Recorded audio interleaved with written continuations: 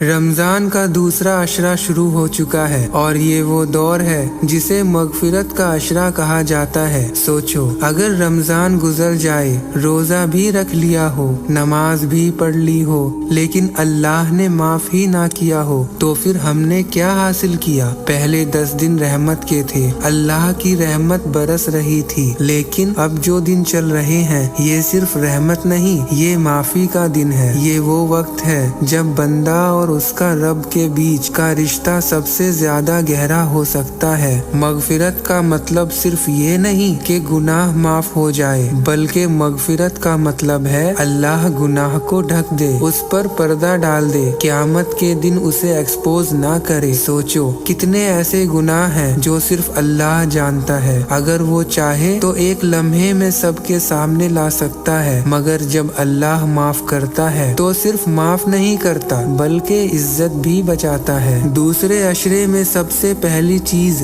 जो जरूरी है वो है सच्ची तौबा। तौबा सिर्फ जुबान से अस्तगफिरुल्लाह कह देना नहीं होता। तौबा का मतलब है गुनाह छोड़ देना, दिल से शर्मिंदगी महसूस करना और पक्का इरादा करना कि दोबारा उस गुनाह की तरफ वापस नहीं जाएंगे। अगर किसी का हक मारा है तो उसे वापस करना भी तौबा का हिस्सा है। रमजान का रोजा सिर्फ भूख और प्यास का नाम नहीं, रोजा आँखों का भी होता है, जुबान का भी होता है, कानों का भी होता है और दिल का भी होता है। अगर रोजा रख कर भी हम गीबत कर रहे हैं, झूठ बोल रहे हैं, नफरत रख रहे हैं, तो फिर मगफिरत कैसे मिलेगी? अल्लाह को सिर्फ भूख पसंद नहीं, अल्लाह को बंदे का टूटना पसंद है। इस अशरे में रातों की इबादत का अपना ही मकाम है। जब रात का आखिरी हिस्सा होता है, अल्लाह अपनी शान के मुताबिक आसमाने दुनिया पर नजूल फरमाता है और पुकारता है कोई माफी मांगने वाला कि मैं उसे माफ कर दूं, है कोई मांगने वाला कि मैं उसे अता करूं। सोचो, अगर दूसरे अशरे में भी हमने ये कॉल इग्नोर कर दिया तो फिर कब उठोगे? तहज्जुद की 2 रकात ही सही, लेकिन खामोशी में, अंधेरे में, सिर्फ तुम और तुम्हारा रब। वही वक्त होता है जब दिल सच में नर्म होता है। लेकिन एक सच और भी है, कुछ लोग ऐसे होते हैं जो रमजान में भी माफ नहीं होते, जो दिल में नफरत रखते हैं, जो रिश्तेदारी तोड़कर खुश हैं, जो तकब्बुर में जी रहे हैं, जो गुनाह को गुनाह ही नहीं समझते। अगर दिल साफ नहीं हुआ, अगर किसी को माफ नहीं किया, अगर जिंदगी में कोई चेंज नहीं आया, तो फिर रमजान सिर्फ कैलेंडर का महीना रह गया। दूसरा अशरा एक टेस्ट है। क्या तुम्हारा दिल नरम हुआ? क्या तुमने किसी से माफी मांगी? क्या तुमने किसी को माफ किया?